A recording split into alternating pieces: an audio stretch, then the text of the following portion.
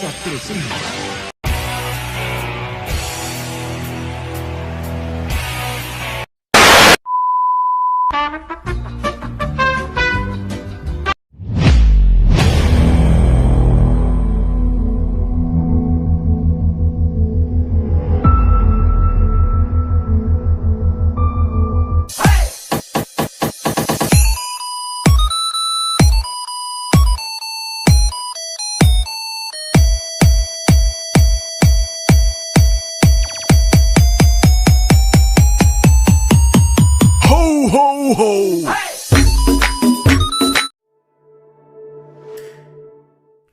En esta ocasión vamos a presentar dos casos clínicos, comenzando por la toxoplasmosis, seguidamente el hepatozón, presentada por los estudiantes Luisa Ríos, María Fernanda Lozano y Germán Fajardo.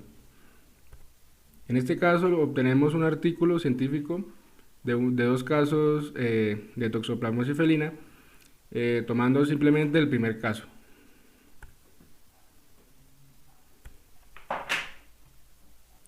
En este caso, el agente etiológico es el Toxoplasma gondii. Este produce la toxoplasmosis, que es una enfermedad entérica y sistémica.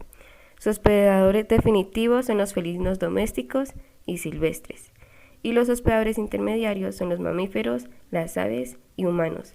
Los humanos pueden ser hospedador intermediario y hospedador accidental.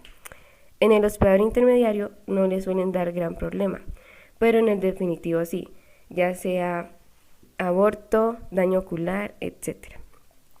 Tiene importancia veterinaria porque es zoonótica y la única forma para que el humano se contagie es porque consuma materia fecal o alimentos contaminados con materia fecal que tengan toxoplasma.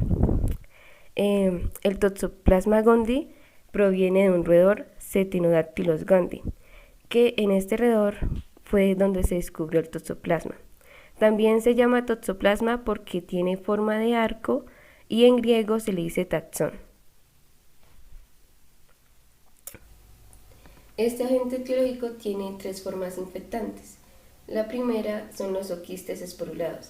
Estos salen por materia fecal, miden 10 por 12 micras aproximadamente, son de forma ovoide y contienen esporozoitos. La segunda forma son los pseudoquistes o taquizoitos. Están en los tejidos y estos se pueden consumir por vía oral, pero no resisten el jugo gástrico, así que es poco común que se presente una infección por un pseudoquiste. Pueden medir entre 2 a 4 micras de ancho y de 4 a 8 micras de largo. Pueden tener forma oval o de luna creciente. Por último están los quistes con bradyzoitos, que es la forma en la que ocurre la mayoría de las infecciones.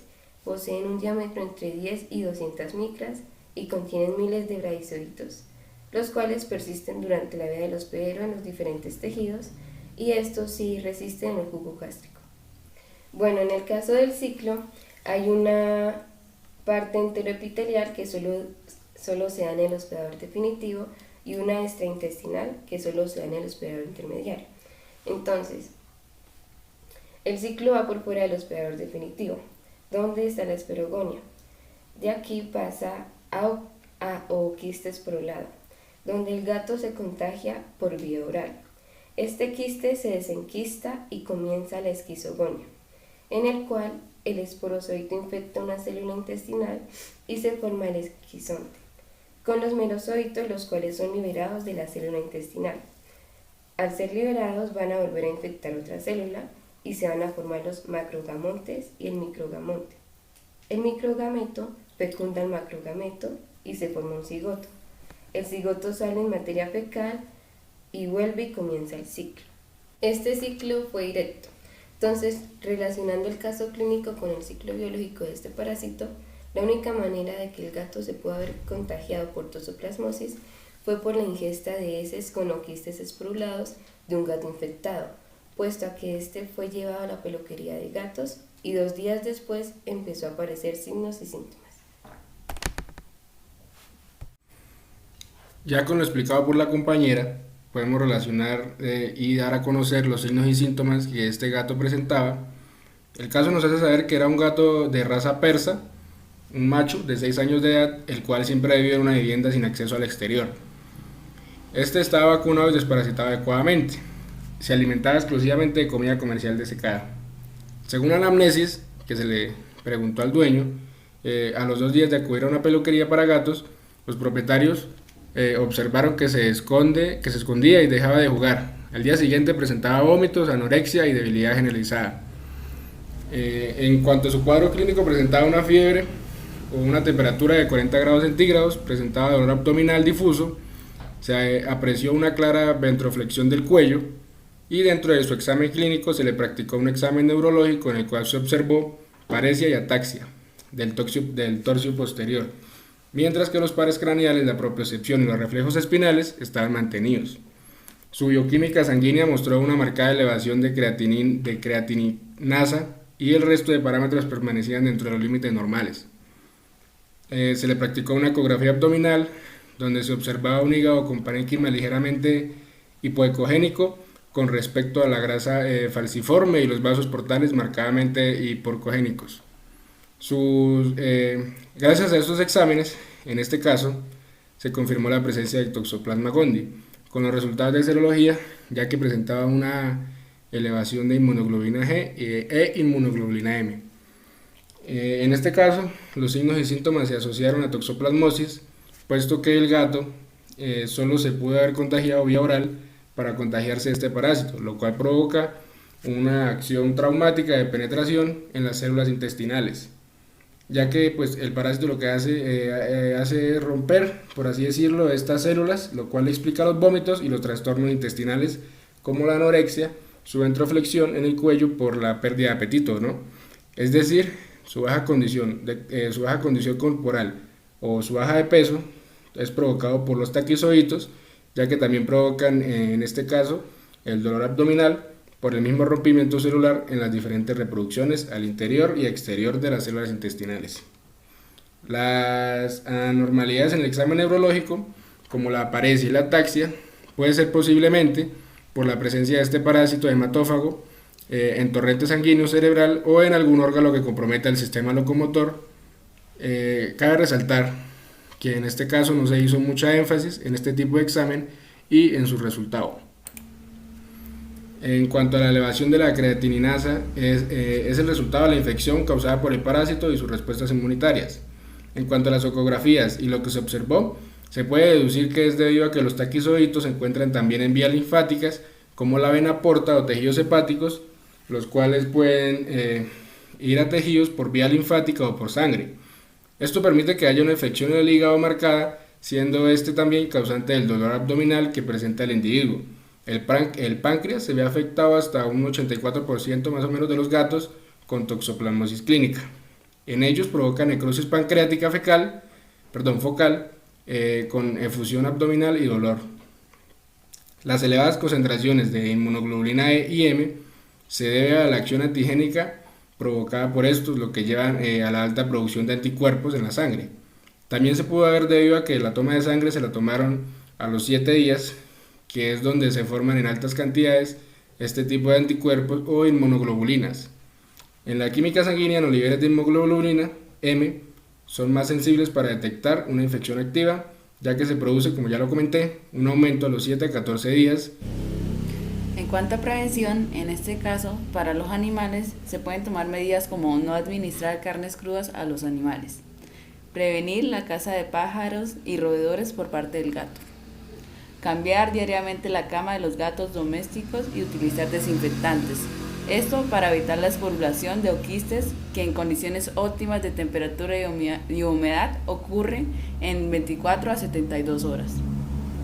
Para los humanos se pueden tomar medidas de prevención como destruir los posibles oquistes de las verduras contaminadas con heces de gatos, mediante lavados con ácido acético diluido. También destruir por calor los posibles quistes con bradizoitos que se encuentren en las carnes. Utilizar guantes en los trabajos de jardinería, campo y manipulación de carnes. También proteger y mantener limpias y libres de heces de gatos los parques y zonas de juego de los niños.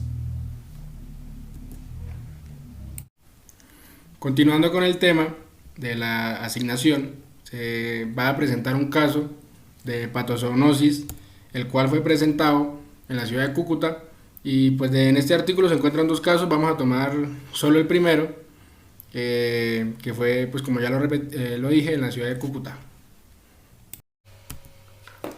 La hepatozoonosis la provoca el hepatozoon canis. Este agente etiológico es común en caninos y en reptiles, pero también se presenta en mamíferos y aves. Este agente es del género Hemogregarina y es transmitido por garrapatas de los géneros Rhipicephalus e Ixodes. Suele ser estacional, pues aumenta en épocas con mayor cantidad de garrapatas y se localiza en el músculo esquelético. En la primera imagen se puede ver el hepatozoon de caninos y en la segunda el hepatozoon de los reptiles. El ciclo de este parásito inicia con la infección de la garrapata en el estadio de ninfa y se completa en el adulto. Las mismas contraen el parásito al ingerir sangre de caninos que contengan gamontes en el interior de sus neutrófilos y monocitos. Los gamontes se liberan de los leucocitos del perro en el intestino de la garrapata. Estos se fusionan y en el proceso de gametogénesis se diferencian en distintos gametos. Después de la fertilización, el cigoto se divide y ocurre la esporogonia. Entonces, con la formación de ocistos que se liberan en el hemocele de la garrapata, cada ocisto, cuando madura, presenta de a 30 a 50 esporocistos, y cada uno de estos contiene cerca de 16 esporozoitos infecciosos. Estos esporozoitos no migran hacia las glándulas salivales, entonces para que el canino se pueda infectar debe que ingerir la garrapata infectada. Una vez ingerida la garrapata, los esporozoitos son liberados en el intestino y penetran su pared. Estos invaden las células mononucleares y se diseminan de forma hematógena o a través de la linfa hacia órganos hemolinfáticos específicos, como lo pueden ser la médula ósea, el vaso y los ganglios linfáticos. También como en otros órganos internos como el hígado, riñón y pulmón. En los tejidos del perro tiene lugar el proceso de merogonia, por el cual se forman los merontes en los que se produce una división asexual de los merozoitos. Los micromerozoitos se liberan de los merontes maduros, invaden los neutrófilos y monocitos y se transforman en gamontes mediante el proceso de gametogonia. Relacionando el ciclo biológico con el caso, se puede observar que existe presencia de garrapatas de la especie Rhipicephalus, siendo este el hospedador intermediario. En este caso, podemos observar que se presentaba en un canino hembra Schnauzer de 1 año y medio aproximadamente de edad, de 7 kilogramos de edad, el cual, mediante anamnesis, el propietario reportó que la mascota ha vomitado durante 3 días seguidos y por ende pues ha perdido peso, no realiza sus actividades con normalidad y presenta anorexia. Se le llevó a cabo un examen clínico donde presentó caquexia, condición corporal considerada como muy delgada, exactamente de 3 a 1 en la escala de 1 a 9. En la palpación se encontró linfadenitis submandibular bilateral, temperatura de 40 grados centígrados, mucosas oculares gingival de rosa pálida, tiempo de llenado capilar de aproximadamente 4 segundos, frecuencia cardíaca de 110 latidos por minuto, una frecuencia respiratoria de 22 por minuto y hubo presencia de gran cantidad de garrapatas de la familia Sanguineus y más exactamente Rhipicephalus sanguineus. Se le realizó un hemograma donde se encontró una ligera anemia, una hemoglobina en rango inferior y en su leucocitos se presentó un aumento.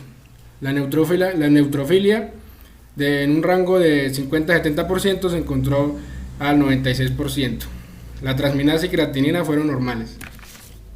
Relacionando los signos y síntomas con la presencia del parásito y lo que éste lleva a cabo dentro del animal, podemos relacionarlos con hepatozoon canis, puesto que en la pared intestinal causa daño en las células, es decir, en los enterocitos, provocando trastornos alimentarios, como es el caso de la anorexia y por ende una pérdida de peso, junto pues con la caquexia, que es decir, en este caso llegó a un grado de condición corporal muy delgada por la falta del apetito, causada también por la acción traumática al atravesar las paredes intestinales para llegar al torrente sanguíneo, donde también pues llega a causar daño a las células sanguíneas, provocando una respuesta inmune y por ende un aumento de neutrófilos.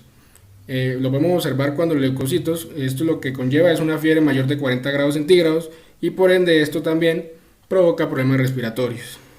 Esta infección provoca una respuesta inmunitaria muy severa, conllevando, como lo podemos observar aquí, a una inflamación de los ganglios linfáticos.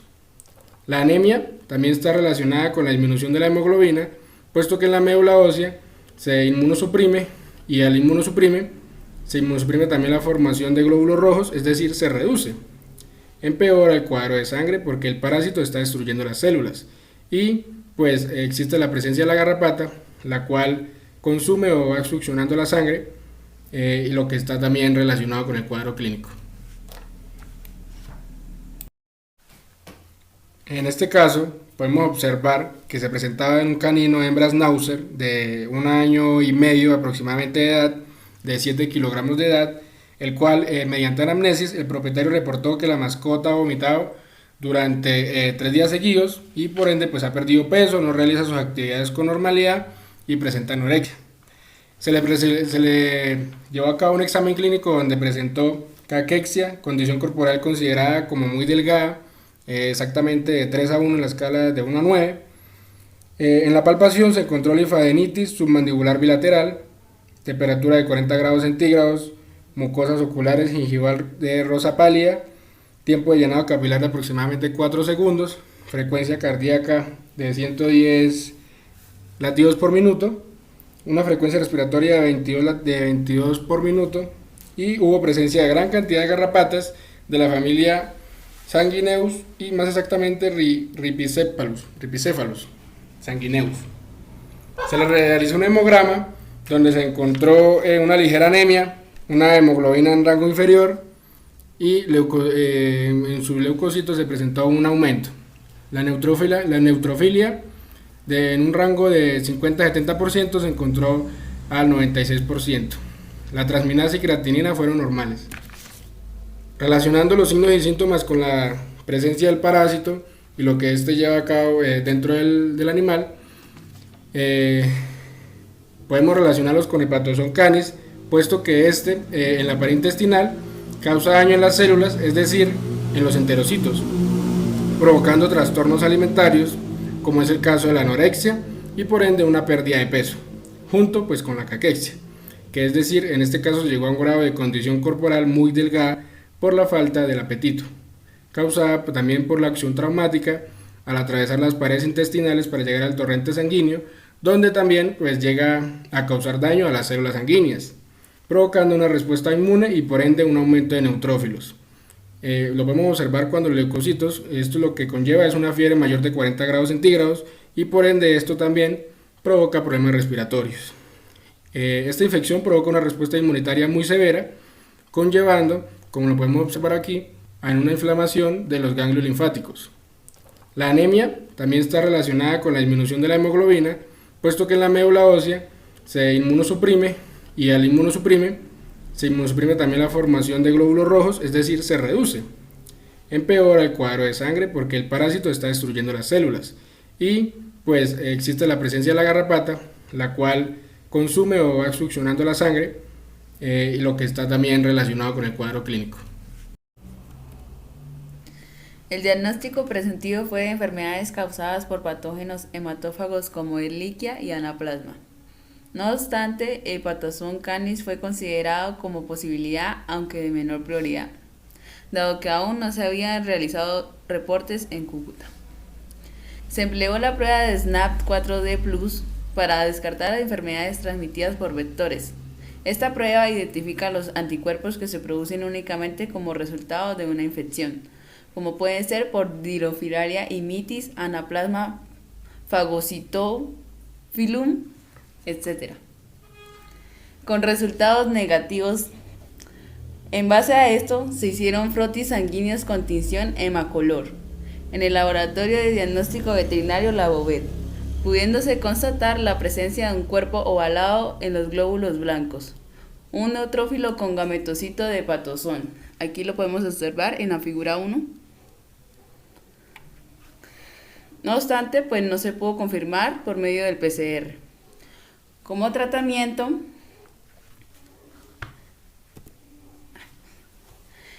se inició para mejorar la condición corporal y estabilizar el paciente. Luego del diagnóstico de infección por hepatozón, se procedió a controlar la presencia del parásito durante 9 días de hospitalización, como lo vemos en el cuadro 1, donde usaron medicamentos como el omeprazol, dexametasona, oxitetraciclina y toltrasuril. Posterior a eso, también se empleó un tratamiento post-hospitalización, donde usaron medicamentos como Emolitan, Imisol, Diciciclin, etc. Se programó un control a los 8 días del tratamiento inicial, observando evolución favorable. Los valores hemáticos se encontraron en los rangos normales para la especie en los controles posteriores. En cuanto a prevención, esta se puede hacer contra las garrapatas, que es el vector principal, así como evitar la depredación, y también se puede evitar o limitar el acceso del gato a zonas con una alta densidad de garrapatas o en épocas del año donde se sabe que la actividad de las garrapatas es más alta. Ya presentados estos casos, se les agradece por su atención. A continuación, o están observando las referencias bibliográficas, que es donde pueden encontrar o se pueden encontrar los artículos donde se encuentran los casos obtenidos para llevar a cabo la asignación.